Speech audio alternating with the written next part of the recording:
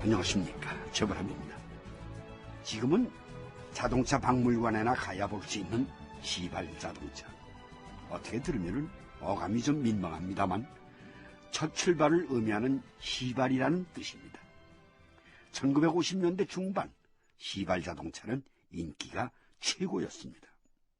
소위 백이 좀 있다는 사람만 살 수 있을 정도였다고 하니까요. 그러나 시발 자동차의 인기는 새나라 자동차의 등장으로 막을 내리고 맙니다. 그렇다고 해서 새나라 자동차가 이렇다 할 만한 성과도 내지 못했습니다. 공장문을 연 지 불과 1년 만에 폐업을 했으니까요. 거기 어떤 사연이 있었을까요?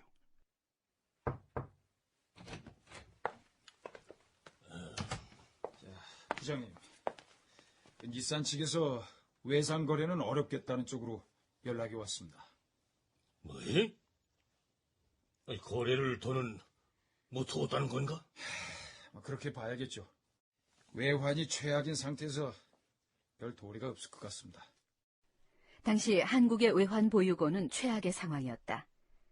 1963년 6월 17일, 당시 외환 상황을 소개한 한 일간지의 관련 보도.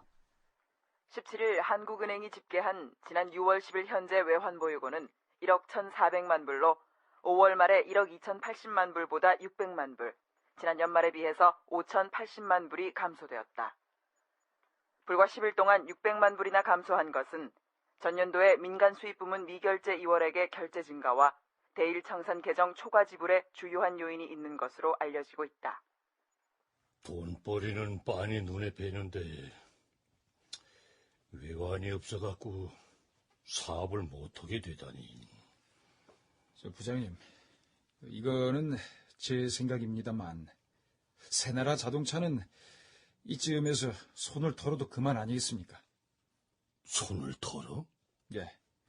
어차피 새나라 자동차는 창당 작업 과정에서 필요한 거 아니었습니까? 기대했던 만큼 이익 실현도 했고요.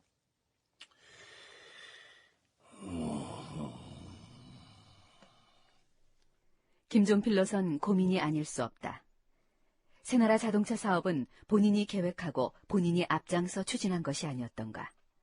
물론 공화당 창당 작업 과정에서 필요한 재원 마련이 목적이었다.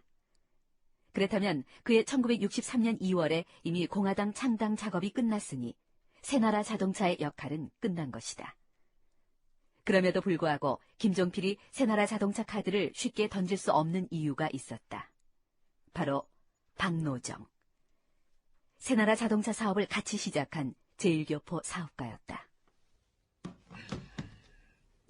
사장님, 이익 배당금입니다. 얼마야? 80만 원 정도 되는 것 같습니다. 80만 원? 아니, 내가 투자한 돈이 얼마인데 고작 80만 원을 배당금으로 주나? 그래서 착오가 있는 게 아니냐고 몇 번이나 확인을 했습니다만 확실합니다. 이익금이 모두 얼마야? 이익금은 모두 1,200만 원이랍니다. 뭐야? 이익금이 고작 그것밖에 안 된다는 것도 믿을 수가 없지만 10분의 1도 안 되는 돈을 배당금으로 줬단 말인가? 애들 껌값으로 주는 거야, 뭐야? 당시 화폐 개혁이 이루어지면서 옛날 돈 10판이 새돈 1원으로 평가절하되었다. 하여튼 처음에 김종필과 함께 새나라 자동차 사업을 시작할 무렵 30%의 지분을 갖기로 했던 박노정. 일본에서도 날고 긴다는 그가 잠자코 있을 리 없었다.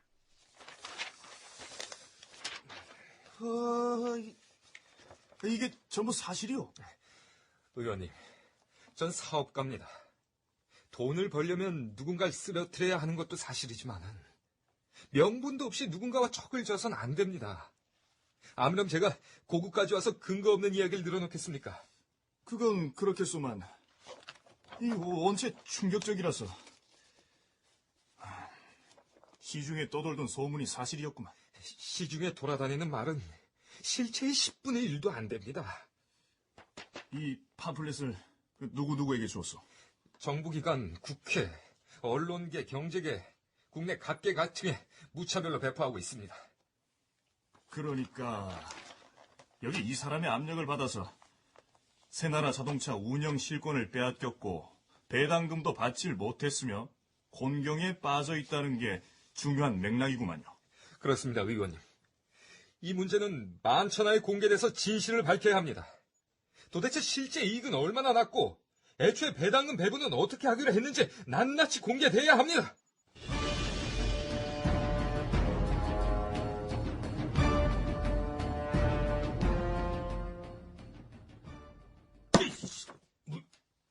뭐야? 박노정이가? 바로 이겁니다. 새나라 자동차 공업 주식회사 경위라. 자신이 새나라 자동차에 어떻게 손을 대게 됐으며 배당금 분배는 어떤 문제가 있는지를 아주 자세히 기록을 했습니다. 이 친구 목적이 뭐야? 결국 하나입니다. 배당금 문제예요. 그 친구가 미친 거 아니야? 그 배당금이 적다고 울고불고 난리다니. 그냥 두고 보실 겁니까? 이 친구 말이죠. 이거 어디까지 올라가서 헛소리를 짓거릴지 모릅니다. 공화당은 물론 최고회의, 국회, 사회 각계각층에 이걸 보내고 있다고 그럽니다. 박노정이 위험한 친구로구만.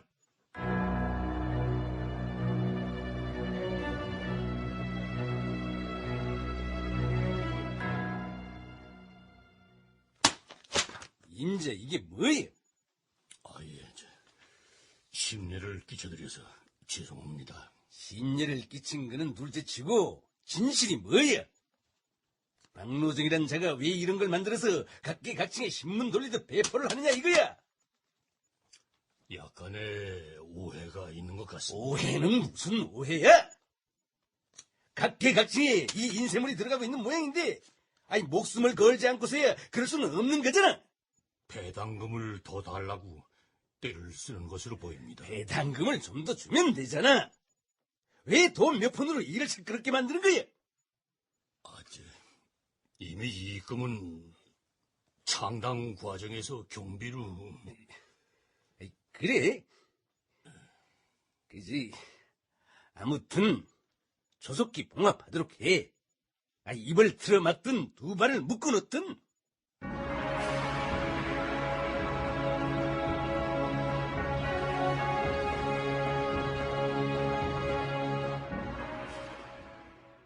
이야기를 이쯤에서 중간 결산을 하자면요. 이 새나라 자동차 사건 역시 워커힐 사건과 마찬가지로 뚜렷한 책임자가 나타나지 않았고 또 돈의 행방도 밝혀지지 않았습니다. 책임 소재 규명이 안 된 것이죠.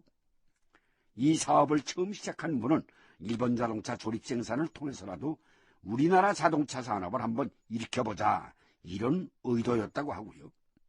제야 세력을 중심으로 한 한편에서는 이 사건의 직접적인 관계자가 김종필 씨나 석정선 씨였던 만큼 결국 공화당 정치자금으로 흘러들어간 것이 아니냐, 이런 분석의 차이가 있었던 겁니다. 의원님, 제가 이번에 귀국한 건 분명한 매듭을 짚고 싶어서입니다. 무엇이 옳고 그른지는 밝혀야 할 것 아닙니까? 박노정 사장은 새나라 자동차 공장이 경매 처분에 처해지자 자신이 직접 나서야만 결말이 지어질 것이라는 판단 아래 다시 귀국했다. 그는 조선호텔에 투숙하면서 중앙정보부와 대립관계에 있는 정계 요인들과 접촉하고 있었다. 새나라 자동차의 실질적인 주인은 접니다. 김종필 씨가 처음에 절 보고 한 얘기도 그거였어요. 고국에 와서 자동차 사업에 투자를 좀 해달라. 그래서 투자를 했을 뿐입니다. 근데 내가 만든 자동차 공장을 자기네 마음대로 경매 처분을 했습니다. 이건 개인의 재산권 침해 아닙니까? 맞습니다. 그건 분명한 개인재산 침해입니다. 두고 보시면 아시겠지만 이 문제는요, 일본 정계에서도 아마 문제를 삼을 것입니다. 그리고 이건 나라의 이미지에 심각한 타격을 줄 수도 있어요. 그러니까 박 사장께서는 새나라 자동차에 대해서 미련은 계속 갖고 계신 거죠? 왜 아니겠습니까? 제가 만든 기업입니다. 그리고 제가 키웠습니다. 이제라도 잘못된 경매를 시인하고 새나라 자동차 운영권을 저한테 넘기는 게 옳지 않겠습니까?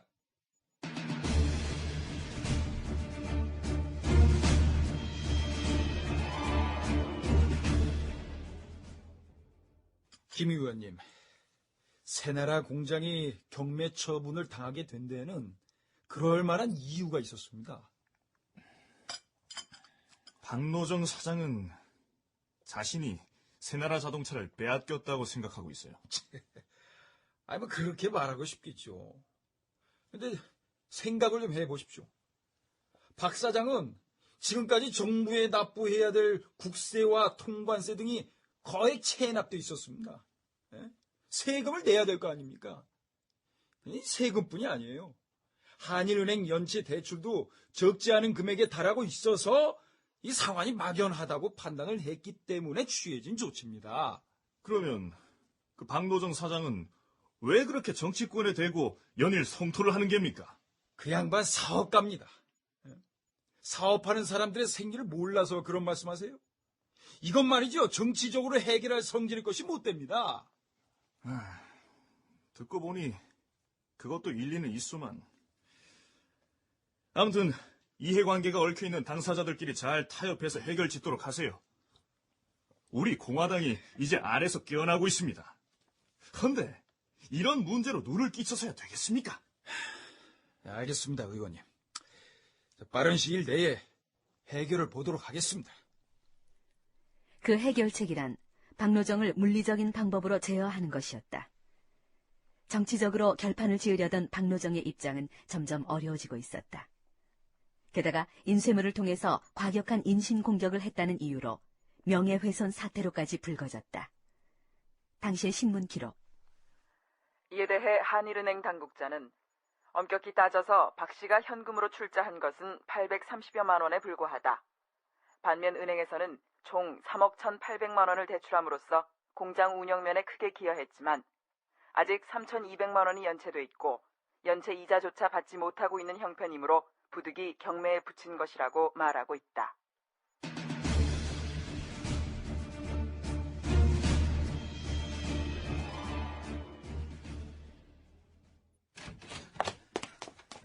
사장님, 어서 피하셔야겠습니다. 피해? 내가 왜? 중앙정보부가 움직이기 시작했습니다. 중앙정보부가? 체포력이 떨어진 것 같습니다. 그래. 어쩌면 좋겠나? 일본으로 가는 수밖에 없지 않겠습니까? 박 씨로선 사태가 점점 복잡해지고 당초에 계획했던 것과는 정반대의 방향으로 발전되자 불길함을 느꼈는지 일본으로의 탈출을 계획하고 김포공항으로 향한다. 그러나 출국 허가가 없다는 이유로 당국에 의해 출국을 저지당하고 만다. 결국 그가 선택한 차선책은 밀항이었다.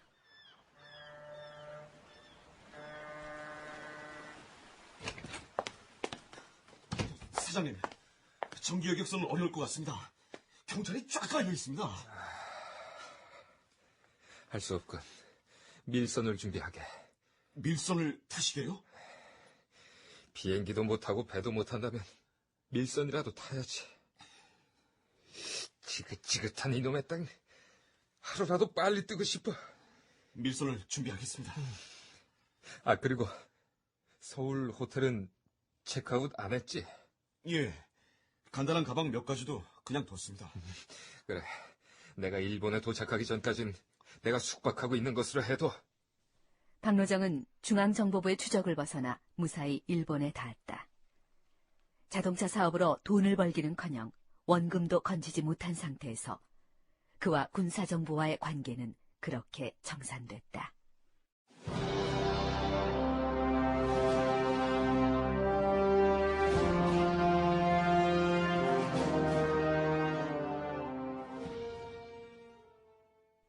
결국 현대식 설비에서 생산된 세련된 새나라 자동차도 사라지고 새나라 차 때문에 시발차도 사라진 한국의 자동차 산업은 1990년대 초중반까지도 외국에서 기술을 사와야 했습니다.